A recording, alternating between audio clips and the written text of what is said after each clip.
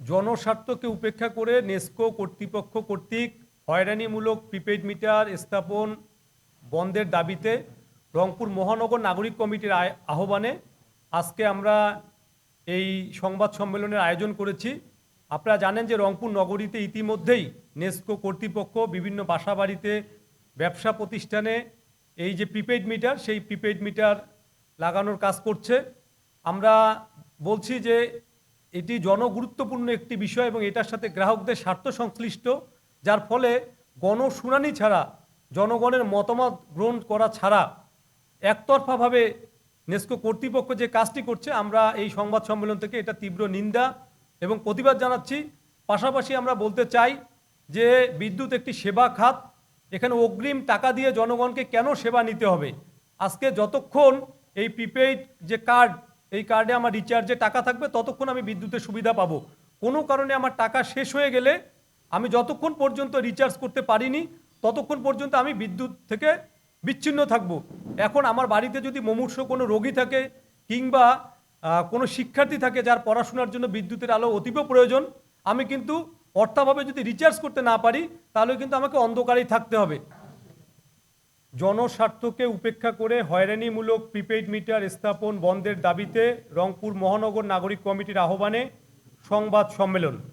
প্রিয় সাংবাদিক বন্ধুগণ, রংপুর মহানগর নাগরিক কমিটির পক্ষ থেকে সালাম ও শুভেচ্ছা জানবেন। আপনারা নিশ্চয়ই অবগত রয়েছেন যে বিদ্যুৎ বিতরণকারী প্রতিষ্ঠান Northern electricity power supply company NESCO Rangpur নগরীর বাসাবাড়ি, দোকানপাট, অফিস ও ব্যবসা প্রতিষ্ঠানে প্রিপেইড মিটার সংযোগ কার্যক্রম শুরু করেছে। এমন একটি গুরুত্বপূর্ণ বিষয়ে সিদ্ধান্ত গ্রহণ ও বাস্তবায়নের পূর্বে নেস্কো কর্তৃপক্ষের বিদ্যুৎ গ্রাহকদের মতামত গ্রহণ কিংবা একটি গণশুনানির আয়োজন করা উচিত ছিল, কিন্তু জনমতের তোয়াক্কা না করে একতরফাভাবে নেস্কো কর্তৃপক্ষ তাদের সিদ্ধান্ত জবরদস্তিমূলক কায়দায় বিদ্যুৎ গ্রাহকদের উপরে চাপিয়ে দেওয়ার পায়তারা করছে। প্রিপেইড মিটার পদ্ধতিতে গ্রাহকদের আগাম টাকা দিয়ে বিদ্যুৎ ক্রয় করতে হবে। যতক্ষণ প্রিপেইড কার্ডে টাকা থাকবে ততক্ষণ বিদ্যুৎ ব্যবহার করতে পারবে, যা সেবামূলক খাতের ধারণার সাথে সাংঘর্ষিক। বিদ্যুৎ আইন 2003-এর 56 নং ধারা মতে গ্রাহকদের বিদ্যুৎ সংযোগ বিচ্ছিন্ন করতে গেলে কোম্পানিকে 15 দিন পূর্বে নোটিশ দিতে হয়, কিন্তু এই প্রিপেইড মিটার কার্ডে রিচার্জকৃত টাকা শেষ হওয়ার সাথে সাথে সংযোগ বিচ্ছিন্ন হয়ে যাবে, যা বিদ্যুৎ আইনের পরিপন্থী। মহামান্য হাইকোর্ট বিভাগে হয়রানিমূলক প্রিপেইড মিটার স্থাপন বন্ধে একটি রিট পিটিশন চলমান রয়েছে, যা নিষ্পত্তি হওয়ার পূর্বেই নেস্কো কর্তৃপক্ষ তড়িঘড়ি করে এই প্রিপেইড মিটার সংযোগের কাজ করছে। বিগত আওয়ামী লীগ সরকারের আমলে এই প্রিপেইড মিটার সংযোগের সিদ্ধান্ত হয়। তৎকালীন সময়ে এই প্রিপেইড মিটার বাণিজ্যের একচেটিয়া নিয়ন্ত্রণ ছিল তৎকালীন বিদ্যুৎ, জ্বালানি ও খনিজ সম্পদ প্রতিমন্ত্রী নজরুল হামিদ বিপুর ভাই বন্ধু নামে পরিচিত একটি চক্রের হাতে। সেই চক্রকে আরও 15 লাখ মিটার সরবরাহের কাজ দিতে সক্রিয় সরকারের বিদ্যুৎ সরবরাহকারী দুটি কোম্পানি।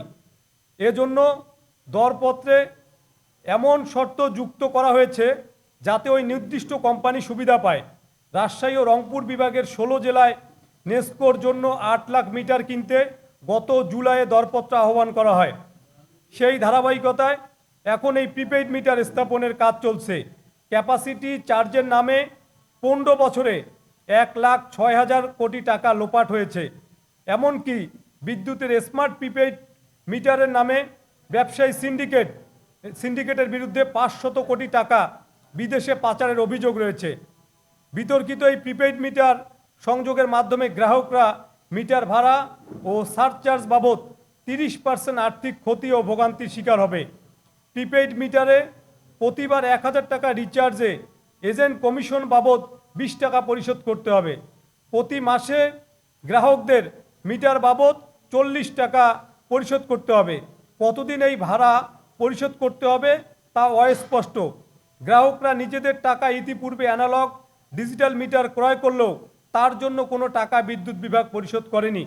প্রতি 1,000 টাকা রিচার্জে গ্রাহকরা কত ইউনিট বিদ্যুৎ ব্যবহার করতে পারবে, বাণিজ্যিক ও আবাসিক রেট কিভাবে নির্ধারিত হবে, এসব বিষয়ে সুস্পষ্ট কোনো নির্দেশনা নেই।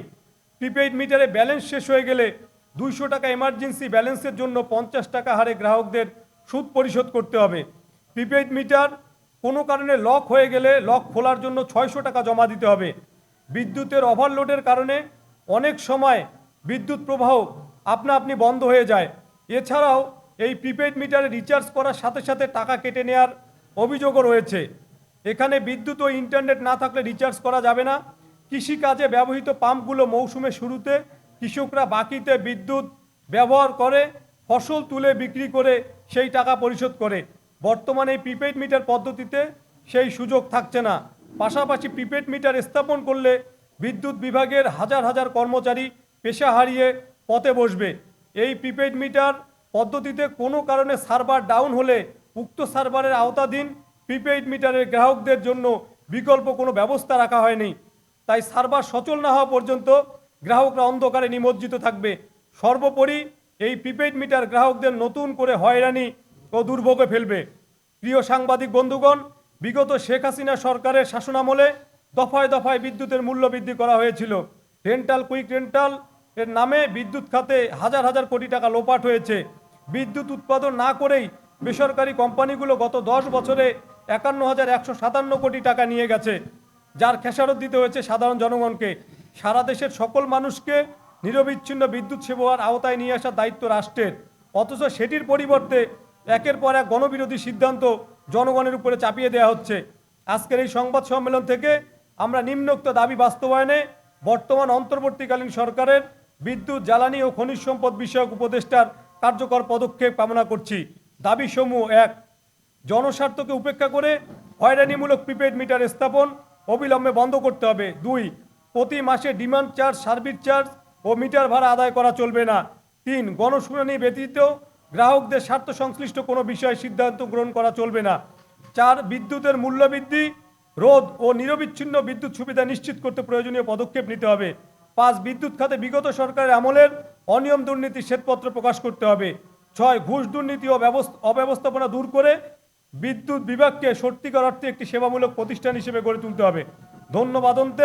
অধ্যাপক মোজাহার আলী, আহ্বায়ক, রংপুর মহানগর নাগরিক কমিটি, এবং অ্যাডভোকেট পলাশকান্তি নাগ, সদস্য সচিব, রংপুর মহানগর নাগরিক কমিটি, রংপুর।